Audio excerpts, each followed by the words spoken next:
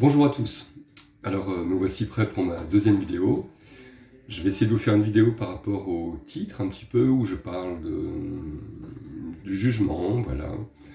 Euh, alors, avant de commencer, vraiment à vous parler du jugement, je vais je vais vous raconter une petite histoire. C'est une histoire que je raconte souvent, je l'avais même mise dans une de mes pièces de théâtre. C'est l'histoire du potier. Le potier qui a un bloc de terre. Et puis, ce bloc un peu trop gros, il le coupe en deux, puis l'idée lui vient de faire un pot. Alors, il façonne son pot, etc. Et puis, il en fait un joli pot, il le met au four, il le peint, il lui donne des jolies formes, il lui met une anse, et puis il installe son étagère, et puis tout d'un coup, il se dit « Ah, zut, j'ai oublié la moitié de la terre ». Donc avec ce bloc de terre, il façonne un autre pot, il le met au four, il lui met une jolie anse, etc. Il le peint une autre couleur, et puis il met ce deuxième pot dans son atelier. Et ces deux pots, ils sont sur la même étagère, ils se regardent comme ça, et puis ils se trouvent différents. Il ne peut pas y avoir de jugement parce qu'ils savent qu'ils sont de la même essence. Ils savent que c'est cette essence divine, cette unité qu'ils ont en eux, tous les deux, et ils s'éclatent de se voir dans une forme différente, tout en sachant qu'ils ne sont qu'un. Et l'analogie continue, et puis ce potier manque d'argent, et il décide de vendre tous ses pots, dont ces deux-là, il les vend à l'extérieur. Donc là, justement, l'analogie est, on ne porte plus de regard vers soi, on porte le regard vers l'extérieur. Personnellement, rien ne se règle, c'est ce que je pense, rien ne se règle vers l'extérieur. Et puis ces deux pots entendent les gens qui passent, et puis qui disent « Tu as vu, ce pot, il est magnifique, il est jaune », et l'autre dit « Mais non, c'est le rouge qui est magnifique », et puis etc., etc. « Mais non, regarde, sa forme, elle est bien plus belle que ce pot-là, etc. » Puis ces deux pots, ils commencent à se regarder, ils oublient leur essence première, et ils ne voient plus à force que la différence.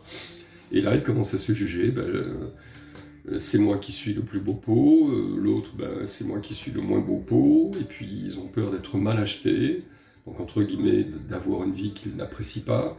Ils ont peur de se fêler, c'est-à-dire d'avoir des coups durs dans leur vie, et ils ont peur de se casser, c'est-à-dire de mourir, mais s'ils se cassent, ils reviendront à la terre, ce qu'ils ont toujours été.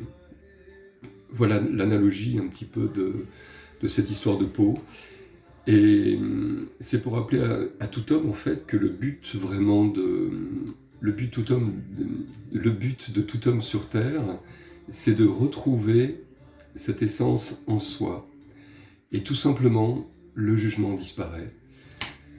Si on juge les gens de par leur race, de par leur couleur, etc., de par leurs coutumes, de par leur rang social, c'est tout simplement un oubli à notre propre connexion intérieure, un oubli à notre cœur, un oubli à notre amour, rien de plus.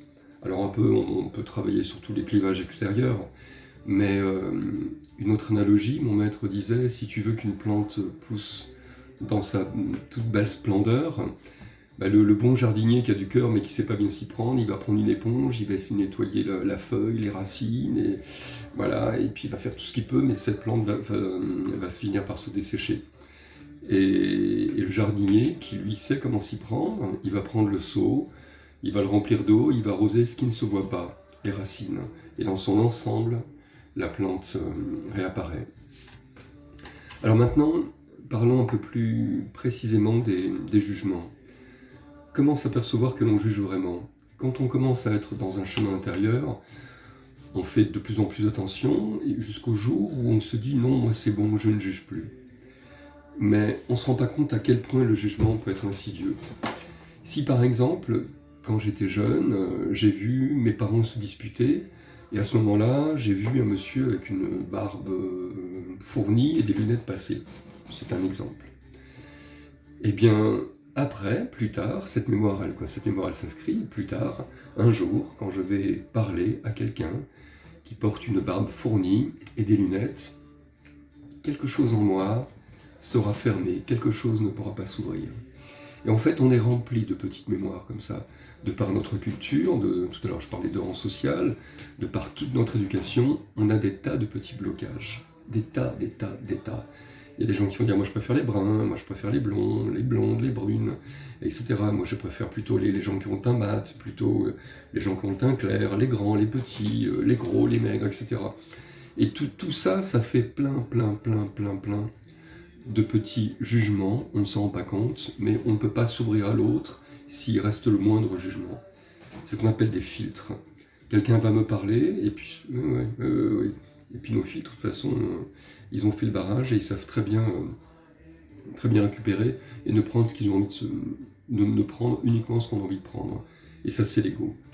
Alors, comment voir que l'on est dans le jugement? C'est tout simplement reconnaître en soi que quelque chose n'est pas fluide, que quelque chose se ferme. Il y a aussi le jugement par rapport au passé. Alors, je sais très bien, ça m'est déjà arrivé, c'est pas la peine, je sais très bien que lui, il va être comme ça. C'est un jugement. La leçon d'hier, le disait aussi un de mes maîtres, la leçon d'hier est morte n'étant pas d'aujourd'hui. Regardez à quel point cette petite phrase, elle est nourrie de sens, et si on veut la suivre, c'est tout un enseignement qu'il y a derrière. La leçon d'hier est morte n'étant pas d'aujourd'hui. C'est-à-dire que tout ce que je sais hier, tout ce que je savais, mais je le remets en question, je ne le sais plus. Je me dispute avec quelqu'un, le lendemain, la leçon d'hier est morte et non pas d'aujourd'hui, je vais la revoir. Hop.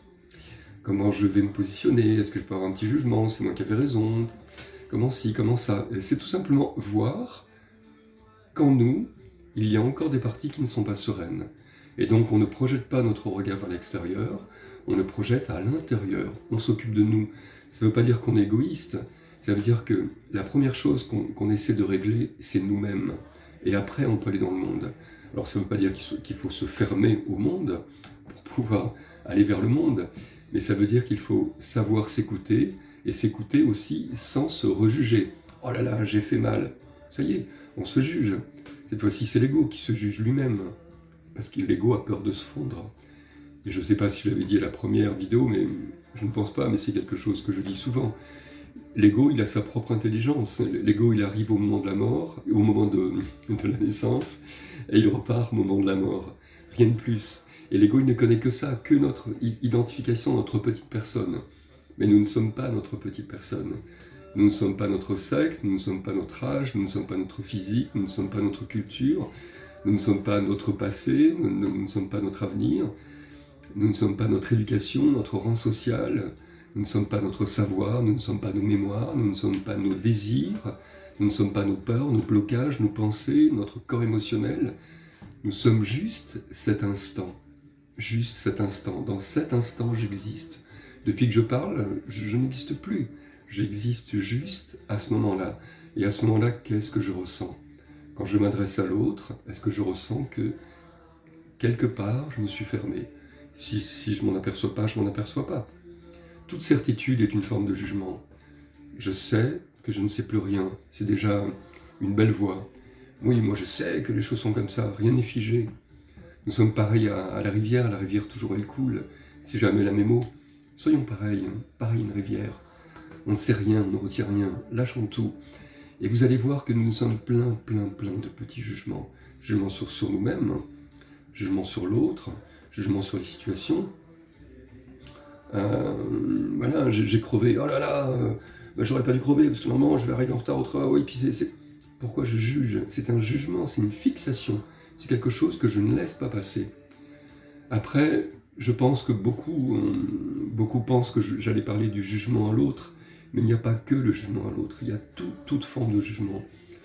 Nous regardons le ciel, nous avons envie d'un ciel bleu parce qu'on voulait aller se baigner, on voit des nuages, on va juger le temps qu'il fait.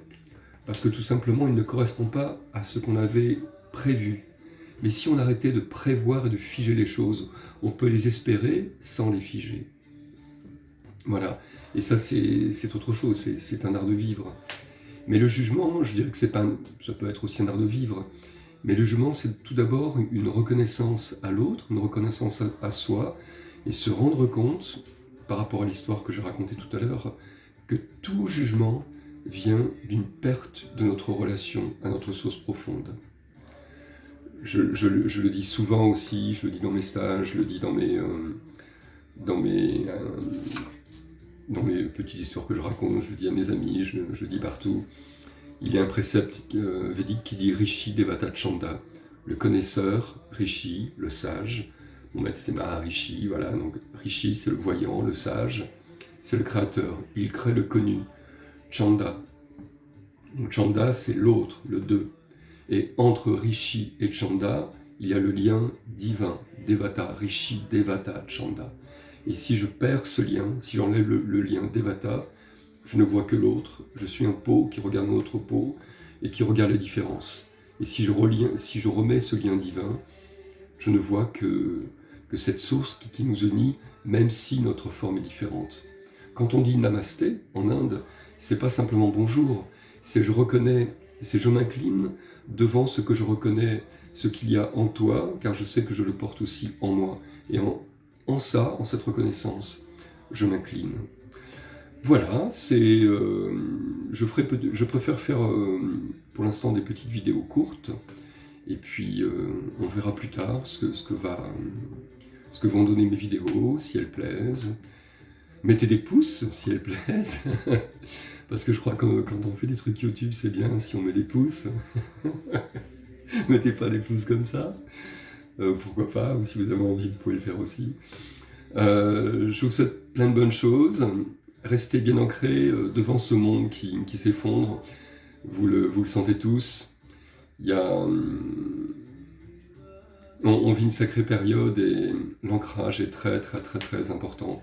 Voilà, gardez les pensées positives, parce que tous ceux qui sont dans un chemin de lumière, si on ne peut pas compter sur eux dans ce monde qui s'effondre, on ne pourra pas compter sur un grand nombre de personnes. Alors donc, les gens qui ont une appétence comme ça pour ouvrir leur cœur, n'hésitez pas, faites-le en toute confiance, en toute bienveillance, et osez accepter tout ce qui va arriver, le meilleur comme le pire. Le pire est encore à venir, parce que pour que le meilleur surgisse, il faut que le pire se montre et s'effondre. Voilà, donc n'ayez pas peur, ayez confiance en la vie, en vous-même, en l'autre, mais si vous avez confiance en vous-même, vous aurez confiance en la vie. Namasté.